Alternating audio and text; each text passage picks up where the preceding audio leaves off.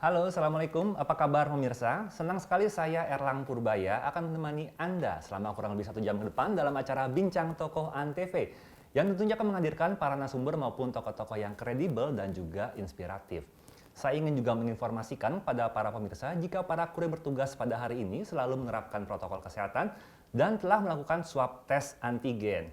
Dan pemirsa, langsung saja kita sapa narasumber kita pada hari ini, yaitu Ibu Evalinda Amir, selaku pemilik gerai jaringan The Besto Chicken dan Burger. Halo, Assalamualaikum Ibu. Waalaikumsalam. Apa kabar ini Bu? Alhamdulillah. Alhamdulillah, sehat, luar biasa sekali.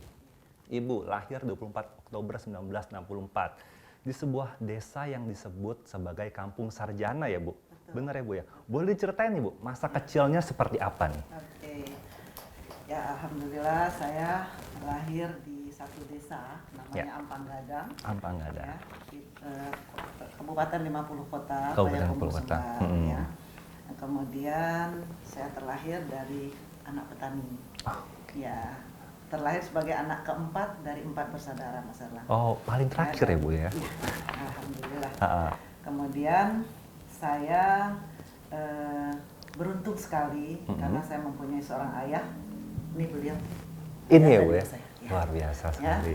beliau ayah yang hebat menurut saya. Kenapa? Boleh dia petani miskin.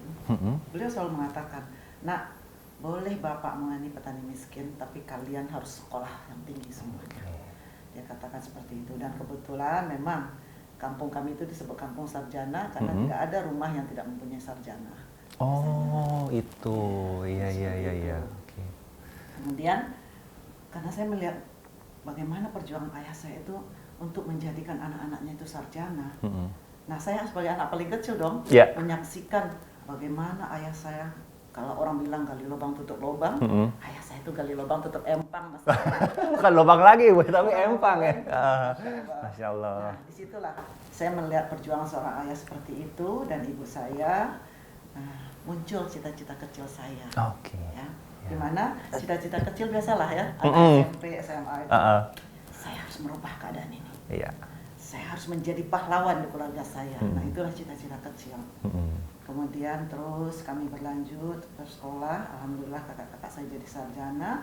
Terakhir tahun 84. 84. Ya, saya lulus SMA.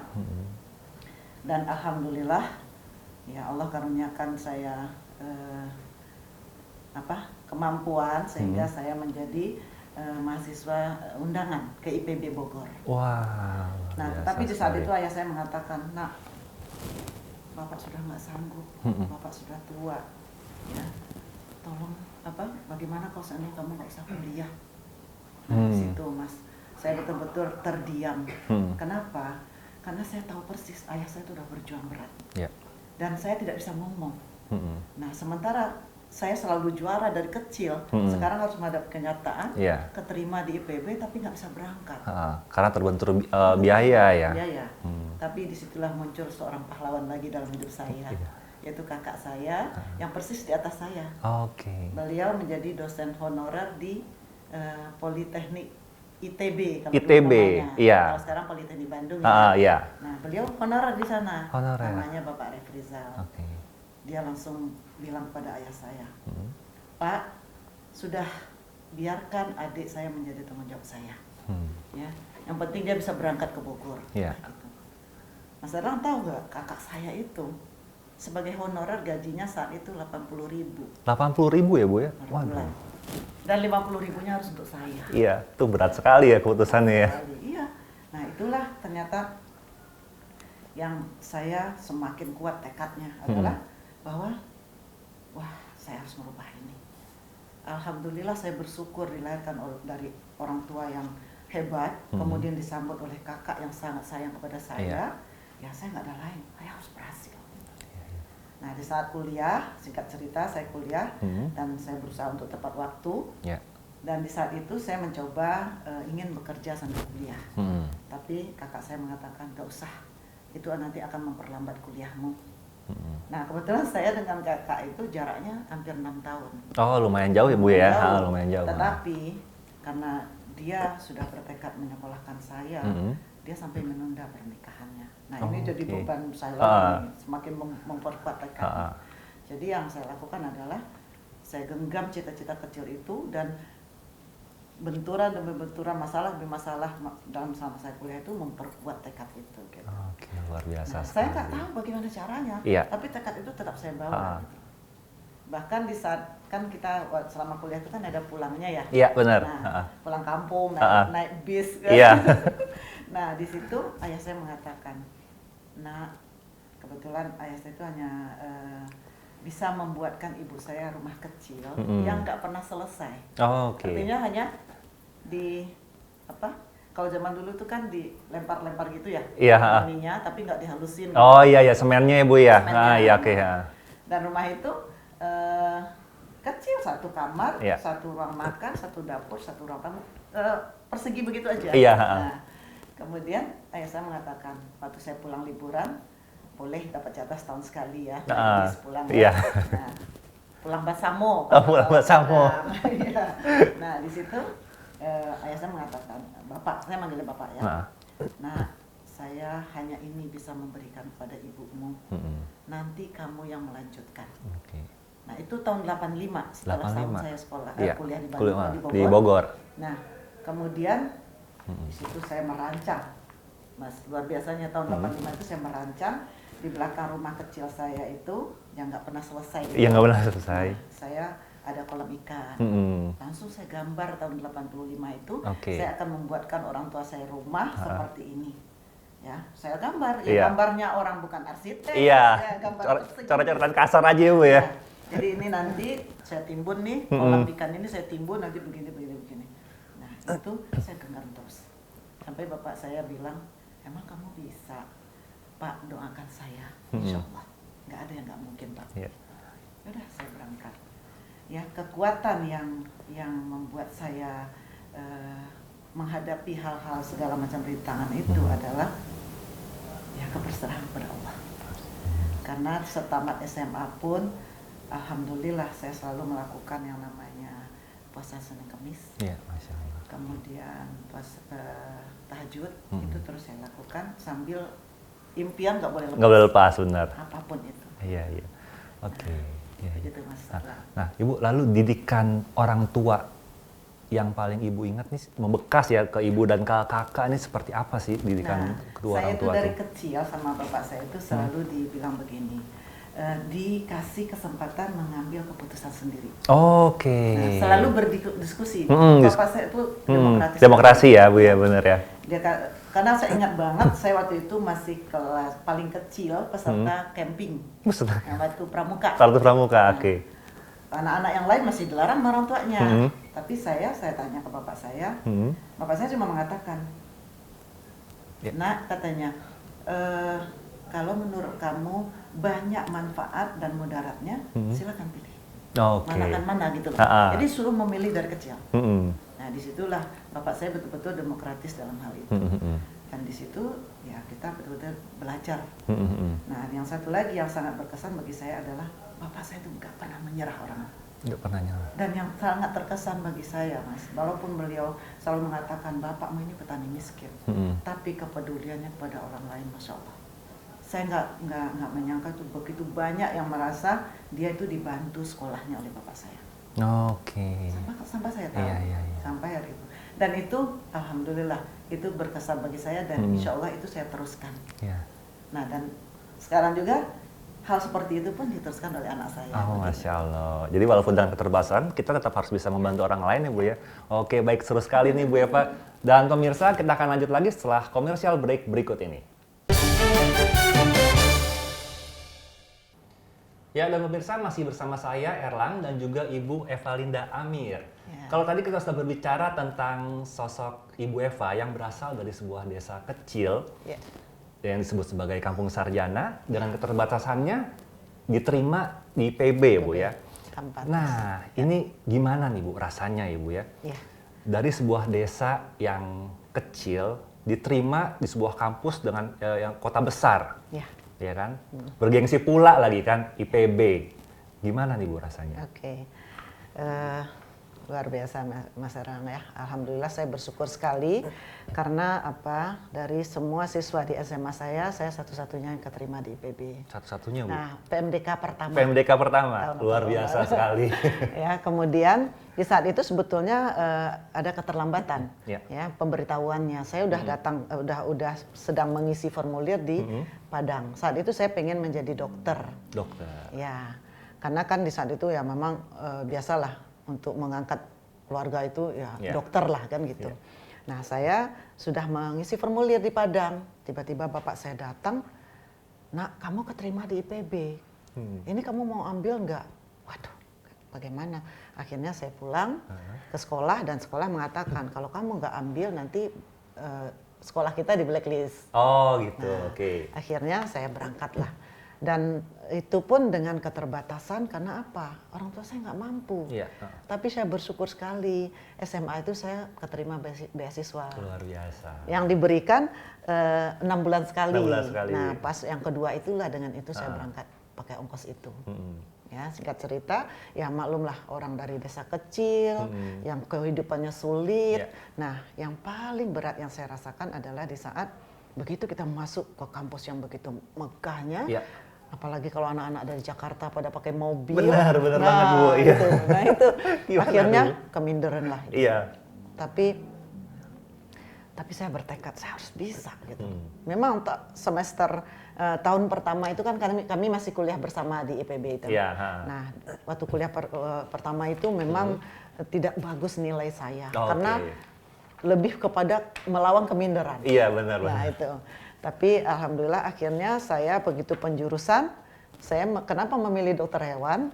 Karena saya pengen jadi dokter. Pengen jadi dokter ya Bu? Tapi di IPB nggak ada dokter, adanya dokter hewan. Dokter hewan. Akhirnya saya ambil di situ dan setelah kuliah di situ saya lawan keminderan itu karena apa? Saya genggam impian. Nggak mungkin kalau saya bertahan minder, impian ini bisa dicapai. Benar, Bu. Ya, akhirnya saya coba melakukannya terus dan ya dengan segala macam lah ya, dengan berdoa, dengan segala macam. Nah, akhirnya saya bertekad saya harus bisa gitu. Alhamdulillah akhirnya saya bisa dan mulai di jurusan dokter hewan itu saya mendapatkan nilai yang cukup bagus. Tapi memang terbentur dengan semester awal yang kuliah bersama itu, tapi alhamdulillah saya tetap bisa lulus dengan memuaskan. Alhamdulillah. Nah, seperti itu. Nah, Ibu katanya di sana juga dapat jodoh ya Bu ya? Ini gimana sih Ibu sampai bisa bertemu dengan Bapak gitu kan, terus kemudian menikah itu gimana nih? Betul.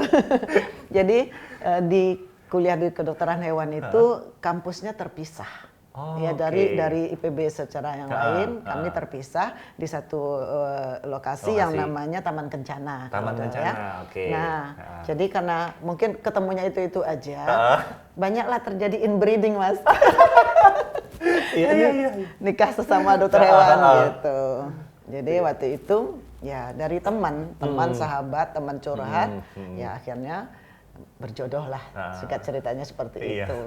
Ya. Tapi sebelumnya saya punya pengalaman yang mungkin ya salah satu kenapa saya tetap fight ya dengan keadaan sulit dan sebagainya itu di saat saya wisuda. Nah, ayah saya udah dalam keadaan sakit. Beliau memaksakan diri datang. Dan semua udah melarang. Bapak udah sakit, nggak usah datang gitu kan. Enggak, saya harus datang. Kalau enggak Eva sedih banget, kata bapak itu. Singkat cerita beliau datang dalam keadaan sakit, kemudian saya wisuda, selesai wisuda yang kan ada di IPB-nya, kemudian ada di kampus kita kan. Nah, acara hiburan dan sebagainya gitu, pelepasan lah ya.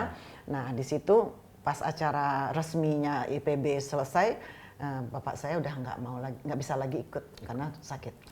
Akhirnya bapak pamit duluan. Ke Bandung karena kan kakak saya tinggal di Bandung. Nah, pamit ke Bandung dan besoknya bapak saya sakit dan dirawat di rumah sakit. Nah, inilah saya yang sedihnya, ya Allah, saya terus berdoa, saya ingin memberi untuk bapak saya gitu. Kemudian singkat cerita selesai wisuda itu, saya akhirnya ke Bandung. Kemudian merawat bapak selama lebih dari sebulan lah ya di rumah sakit. Nah selama sebulan di rumah sakit itu ibu saya nggak pernah pulang dari rumah sakit. Jadi kakak saya juga belum menikah saat itu, dia masih dosen honorer. Kemudian kakak saya ngajar, saya yang masak, mengantar ke rumah sakit untuk ibu saya. Saya di rumah sakit sampai sore menemani ibu, ngurus bapak. Kemudian sorenya kakak saya datang, nanti malam kami pulang bareng. Selalu begitu aktivitasnya.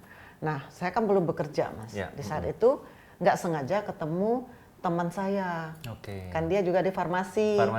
Kemudian dia dia tanya, kamu udah kerja belum, Eva? Belum, gitu kan. Nah, kemudian ini ada kesempatan kerja gini. Mau nggak? Saya nggak berpikir panjang. Yang terpikir bagi saya harus membantu kakak saya mengatasi masalah keuangan dan sebagainya. Nah, akhirnya saya terima kerjaan itu, tapi saya sedih lagi. Diwawancaranya di Bandung, tapi saya ditempatkan di Jakarta. Oh gitu. Saya mikir, ya Allah, sementara bapak saya tergeletak lemah di rumah sakit. Akhirnya saya bingung. Terus saya cerita ke bapak saya, bagaimana kamu interview tadi? Pak, saya langsung keterima, tapi saya harus ke Jakarta. Ya, terus bapak saya, itulah hebatnya. Sudah nggak berdaya, dia bilang, nak berangkat kamu, nak, bapak nggak apa-apa. Tetap support ya Bu ya? Support. Akhirnya singkat cerita saya berangkat ke Jakarta, kemudian bapak saya ini, ya, kemudian dalam keadaan sakit saya tinggal. 1 bulan saya bekerja nih, Mas. Nah kebetulan ya, di saat itu kan saya sudah ketemu nih calon ceritanya, tadi calon kan, tapi beliau karena sibuk organisasi. Terlambat lulusnya dari saya. Oh gitu. Jadi dia masih di kampus. Iya, masih di kampus. Saya udah bekerja. Iya. Nah, kemudian bapak saya mengatakan, udah berangkat kamu. Ya. Kemudian saat itu saya diterima di pegawai negeri di Sumatera Barat. Karena Pemda lagi butuh dokter hewan saat itu. Iya. Jadi sarjana, kita kan dokter hewan itu punya 2 ijazah. Sarjana dan dokter hewan. Dapat 2 ya. Dapat 2 kan. Kita ada ini juga seperti dokter juga, kan ada koasnya. Kita juga ada koasnya. Iya. Nah, di saat ijazah sarjana saya dibawa kakak kelas ke Padang, saya udah keterima, udah punya pegawai negeri. Saat itu gampang sekali, nggak pakai tes gitu. Nah, tapi bapak saya mengatakan, jangan berangkat, ya nggak usah diterima itu. Kenapa Pak? Kalau kamu nanti terima, kamu nggak jadi sama ini. Insting seorang bapak tuh ya Bu? Ya, nggak usah. Ya, ini orang katanya akan menjadi orang lebih Padang dari orang Padang sendiri. Gitu, kebetulan beliau Jawa Timur. Oh gitu ya. Nah, akhirnya singkat cerita saya nggak ambil lah itu. Saya bekerjalah seperti yang tadi. Di Jakarta seperti biasa, ya farmasi. Begitu 1 bulan gajian, saya udah bertekad gaji pertama saya untuk orang tua. Saya datang ke Bandung, membawa gaji saya, dan saya tanya, Bapak pengen apa? Ibu pengen apa? Saya ke ibu saya panggil Mak, Mak mau apa? Bapak saya mengatakan, nak beliin Bapak sendal kulit yang bagus. Ya, sederhana sekali ya keinginan beliau. Orang tua.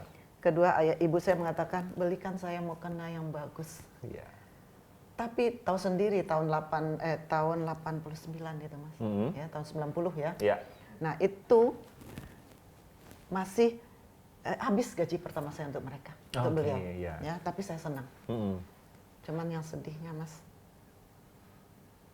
sendal itu nggak sempat dipakai ayah saya. Nggak sempat? Nggak sempat. Sampai beliau dipanggil sama Yang Kuasa.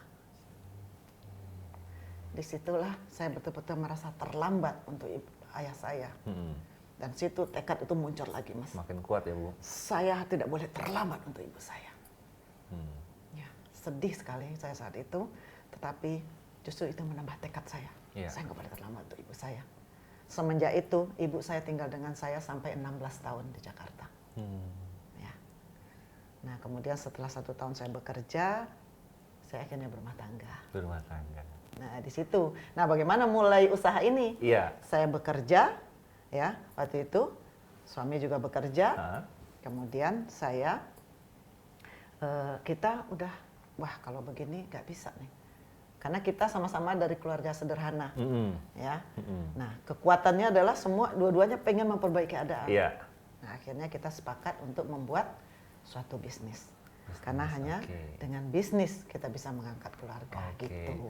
Lalu mulai merintis usaha ayam goreng KUFC ya Bu ya? Oh, nggak langsung itu, Nggak langsung Mas. itu, awalnya Oh, jadi gimana? macam-macam. Waduh. Iya, iya, iya. Oke, tahan dulu Bu. Iya. Kita akan break dulu pemirsa. Kita akan kembali lagi setelah komersial break berikut ini. Ya pemirsa, masih bersama saya Erlang dan juga Ibu Evalinda Amir ya. Kalau tadi Ibu bercerita tentang bekerja di Jakarta sebagai farmasi, terus gaji pertama diberikan sendal kulit dan juga mungkin untuk orang tua, namun belum semuanya terlaksana ya Bu ya. Sampai memutuskan untuk berbisnis setelah menikah ya Bu ya. Ini boleh diceritain gak nih Bu? Gimana nih rasanya bekerja tapi memutuskan untuk berbisnis? Ya, oke. Jadi tadi Mas, karena merasa terlambat untuk Bapak, ya di situ kami bertekad, saya bertekad, saya nggak boleh terlambat lagi untuk Ibu. Semenjak itu Ibu tinggal sama saya menikah, dari hari pertama menikah, Ibu tinggal bersama saya di kontrakan petakan, Mas. Oh, Petakan kecil, ya. Kemudian Ibu saya ini orangnya memang sabar sekali dan itu luar biasa. Dan Ibu saya ini ibadahnya juga kuat, ya. Kemudian kami berpikir, ya, setelah menikah itu kami berpikir, kalau hanya mengandalkan bekerja, bagaimana mungkin kita mengangkat keluarga besar? Benar. Nah itu, disitulah kami berpikir untuk usaha. Okay. Tapi usaha apa saja? Iya. Ya, karena waktu itu suami berhubungan dengan peternak, kami pernah dagang telur. Telur Bu? Telur, jadi masukin ke warteg.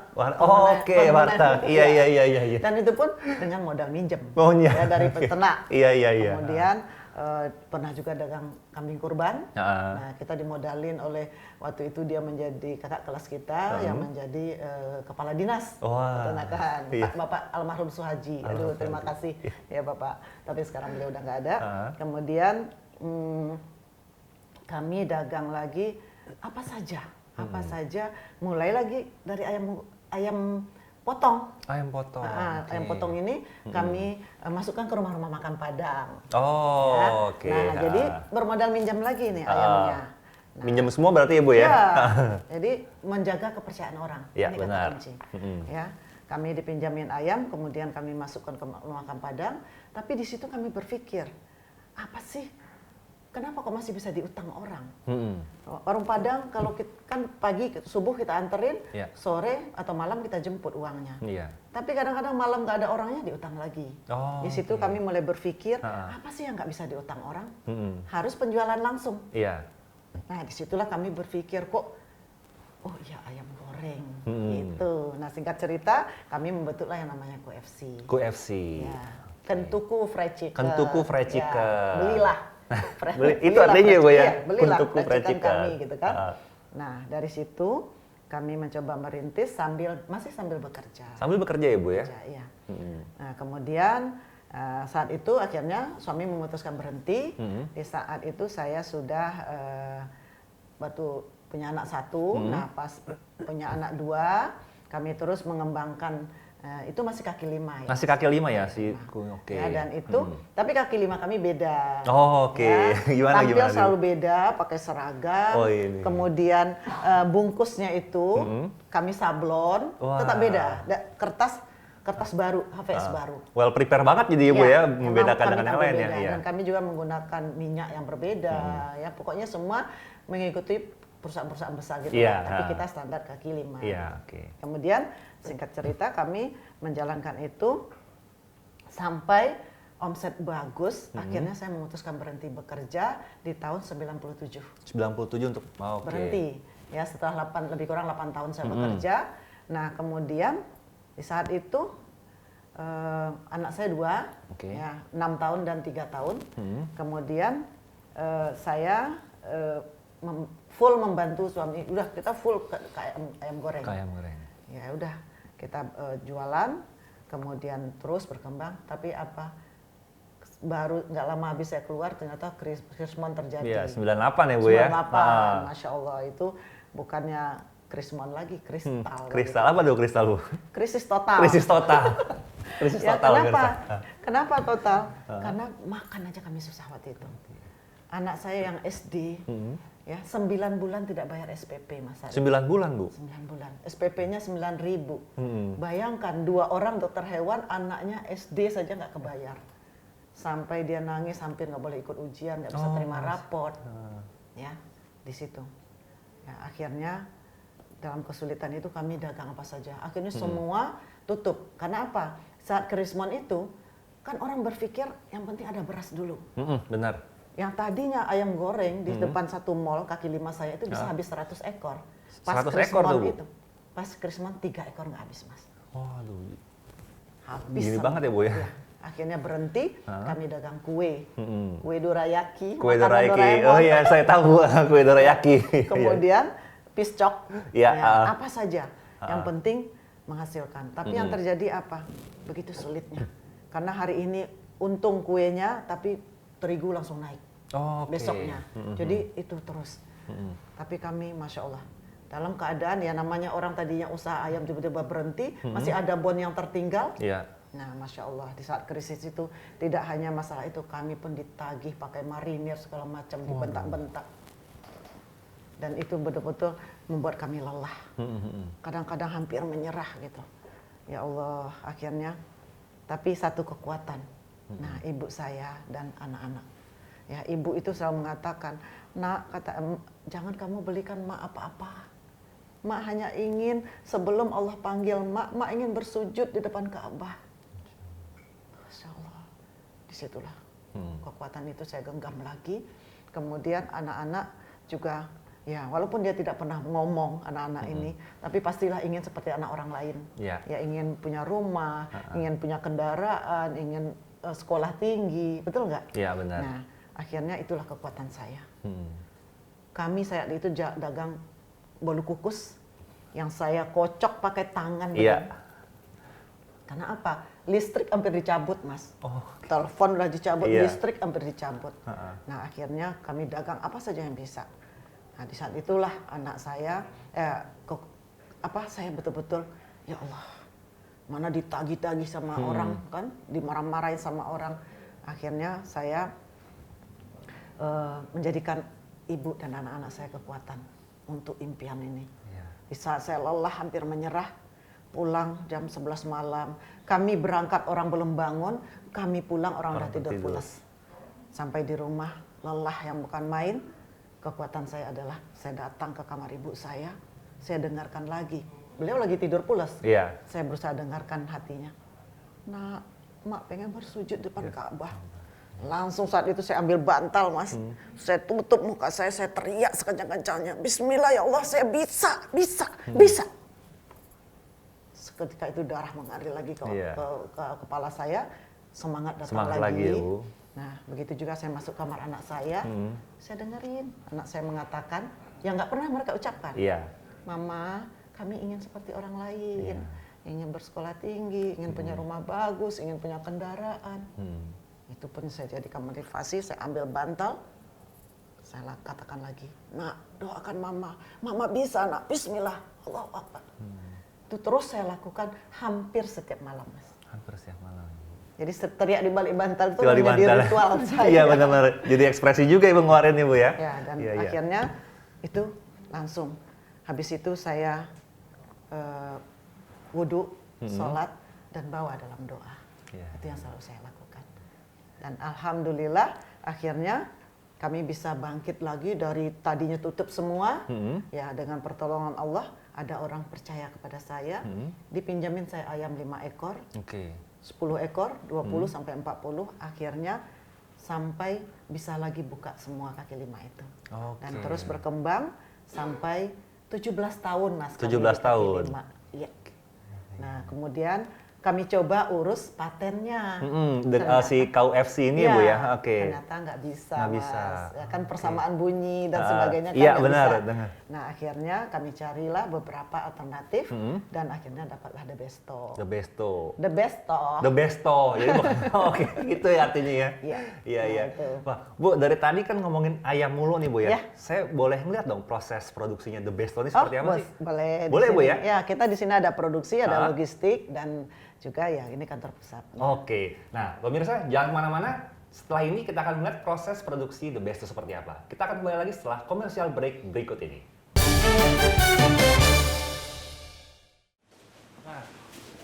Nah pemirsa, masih bersama saya Erlang dan juga Ibu Eva. Kalau tadi kita sudah berbicara tentang usaha Ibu pertama kali ya, Kentuku Fried Chicken. Bangkrut, merilis bisnis kue, dari tahun 2011 memulai usaha The Besto Chicken and Burger ya Bu ya. Benar ya Bu? Ya, betul. Seperti di belakang ini. Ya. Boleh diceritain nggak nih Bu? Gimana? Oke.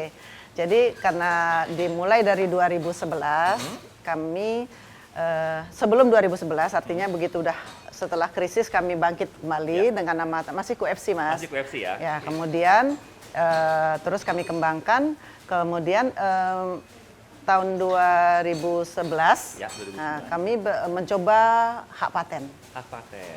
2010 persisnya, 2010. ternyata tidak bisa. Oh. Ya kan tadi karena Ya. partner namanya. Nah kemudian kami mencari nama sampai The Besto itu terbentuk. Besto, ya. Nah The itu Besto, baru ya, Bu. resmi 2011. 2011. Ya dan itu pun kami langsung mengupgrade diri menjadi kelas menengah lagi. Kan tadi oke. dari kaki lima Iya, kita kaki ke lima ya. mini resto. Mini resto. Mini resto. Oke, jadi berbeda konsepnya ya Bu Ya, ya? berbeda.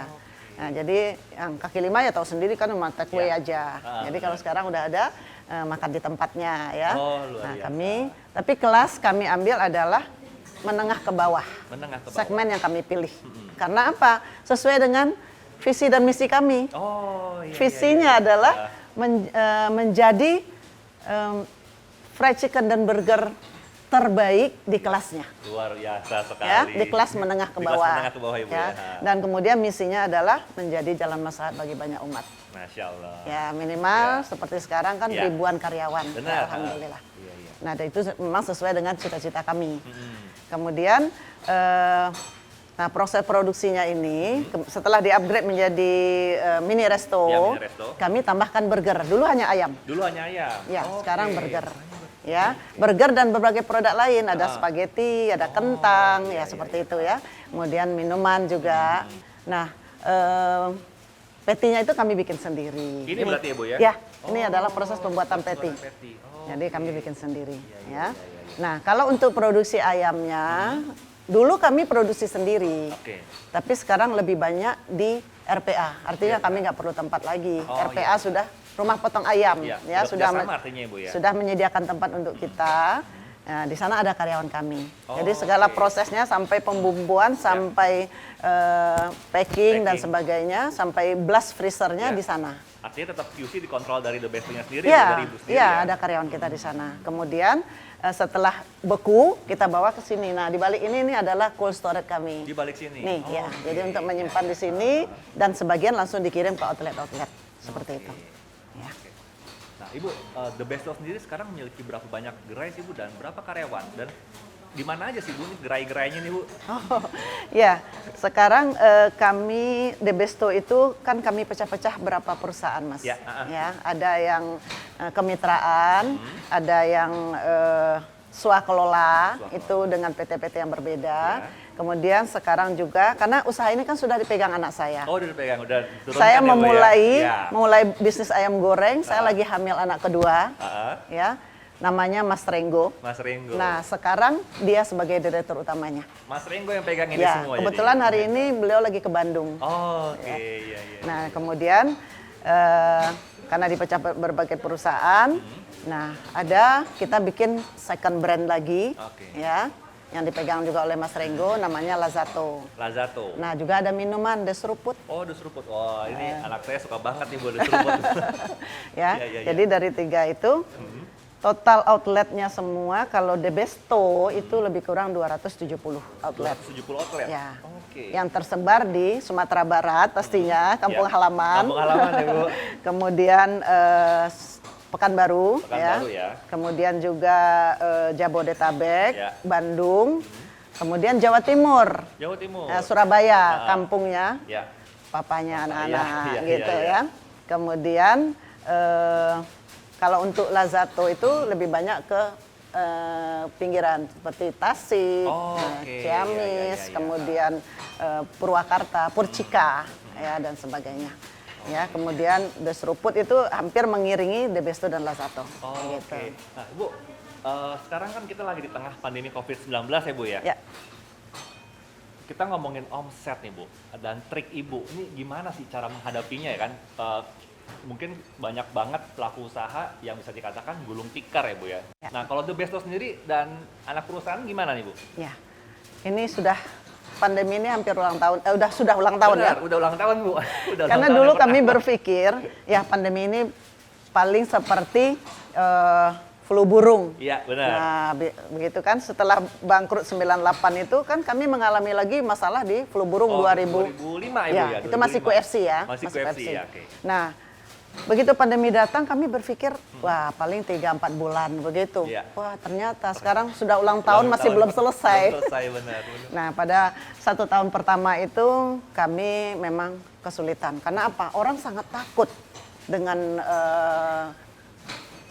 COVID ini. Ya, benar. Sehingga apa? Kadang mereka untuk makan keluar aja, makan keluar udah nggak mau kan. Ya. Nah, kemudian kami gerakkan GoFood, Oh, GrabFood oke. ya. Kemudian kami juga masuk kepada marketplace. Oke. Ya, artinya kami juga online ada di tetap Shopee. berjalan. Iya, oke. Ya. Kemudian di samping itu kami mencoba juga membuat ayam potong yang sudah siap bumbu dan mereka goreng di rumah. Oke. Jadi frozen food. Oh, frozen Nah, food sempat ya. kami buat. Nah, dan memang kami terdampak sekali saat itu, omset itu turun jauh sekali dan pastilah operasional akan terasa berat dan ya menyedihkan sebetulnya.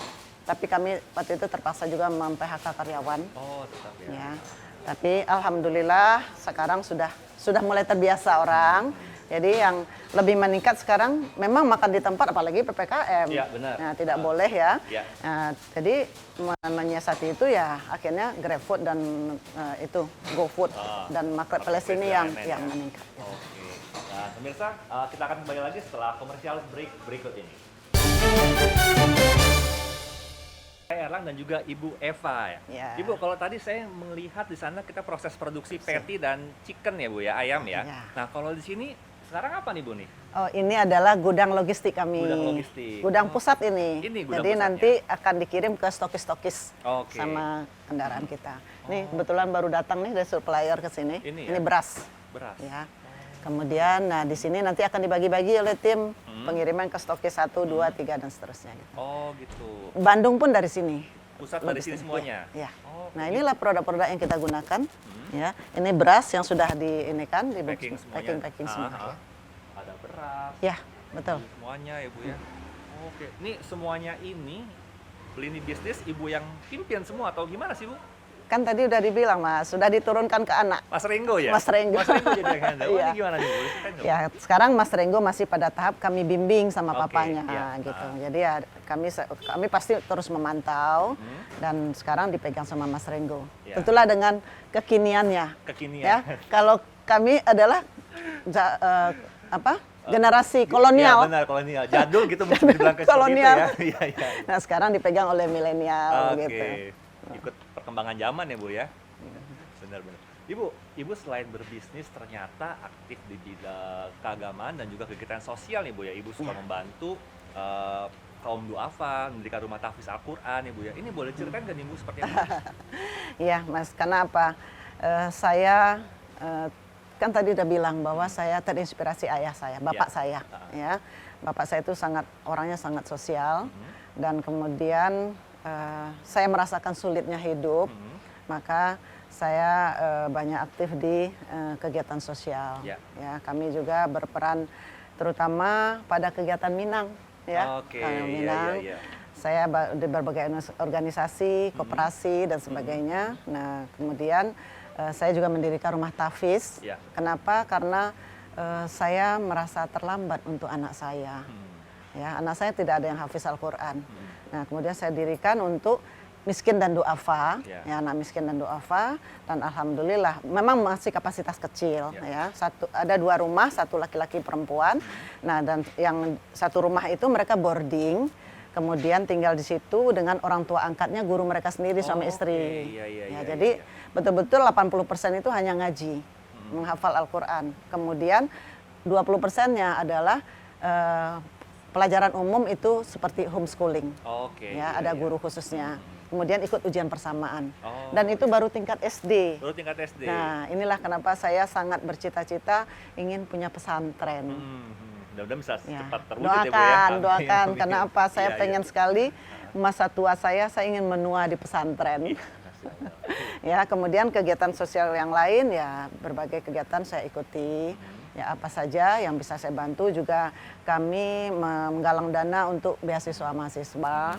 Kemudian juga saya membantu anak sekolah, ya yang apa yang saya bisa lakukan gitu. Bu, nih saya Belum terlalu besar belum lah. terlalu besar ya, tapi kan sebenarnya ada cita-cita yang pengen Oh, iya. diwujudkan gitu kan. Bu, saya penasaran nih Bu, tadi kan The Besto banyak banget di Indonesia sendiri ya. Terpikir gak sih Bu mengembangkan The Besto hingga ke mancanegara nih Bu, biar terkenal lah gitu. Ya. Yang paling pertama kita pengen dulunya adalah ke Arab Saudi. Arab Saudi. Iya, karena luar biasa di sana. Dan kita boleh bersaing rasa gitu. Wih, Wah, luar biasa. pede. Iya, iya. Tapi di sana, di dunia adalah outlet yang paling mahal di dunia, di Arab Saudi. Arab Saudi. Iya. Ya belum kesampaian, ya pengen sih Mas, terutama negara-negara Islam ya. Kita pengen sekali, tetapi belum kesampaian. Mohon doanya aja. Amin, amin. Mudah-mudahan cepat terwujud juga ya Bu ya. Amin, amin. Ya. Terakhir Bu, Ya. saya boleh minta saran nggak? Ibu memberikan saran kepada teman-teman, adik-adik ya, Adik-adik para kelas ya. calon pengusaha ya kan, yang ingin memulai bisnis seperti Ibu. Gimana sih tipsnya nih Bu? Oke. Untuk adik-adik Dunsana Kasadonyo Ya. ya. Jangan lupa bangun impian kecil. Itu juga jangan pernah dilepas. Genggam impian itu dengan erat, nggak boleh diambil oleh siapapun. Karena kadang-kadang yang melemahkan kita adalah orang terdekat kita. Ya. Ya, saya merasakan dulu bagaimana keluarga mengatakan saya tuh lebih bangga anak saya dipanggil Pak Dokter, Bu Dokter ketimbang tukang pite, ya tukang ayam. Tukang ayam. Ya. Sekolah tinggi-tinggi jadi tukang ayam. Ya. Nah segala macam itu adalah pengambil mimpi kita. Ya. Nah, jangan pernah. Kemudian cari alasan yang kuat untuk apa kita sukses. Jangan untuk diri sendiri, tapi untuk orang yang kita cintai. Ya, kemudian terus lakukan belajar, ya belajar bagaimana seorang yang minder bisa menjadi percaya diri, itu perlu pelajaran yang luar biasa, belajar yang luar biasa. Jadi terus genggam impian, belajar yang kuat, kemudian jangan berhenti sebelum tercapai. Ya, pantang pulang. Sekali layar terkembang, pantang pulang, pantang surut kehaluan gitu. Jadi dan jangan pulang sebelum berhasil. Ya, saya pernah di saat krisis 6 tahun nggak pulang 6 kampung. tahun nggak pulang kampung ya Bu. Ya. Ya, untuk adik-adik dari Padang, ya jangan lupa merantau, capai impian dan bangun kampung kita. Nah, pemirsa, dengerin tuh pesannya Bu Eva tuh bagus banget tuh. Dan Ibu seru sekali perbincangan kita pada hari ini, namun waktu juga yang harus memisahkan kita. Ya, Terima kasih banyak makasih. Ibu waktunya. Ya, makasih Mas Galang. Dan pemirsa, sekian dulu edisi Bincang Tokoh hari ini. Sampai jumpa di edisi Bincang Tokoh lainnya. Saya Erlang Purbaya dan Ibu Evalinda Amir. Pamit undur diri. Wassalamualaikum warahmatullahi wabarakatuh.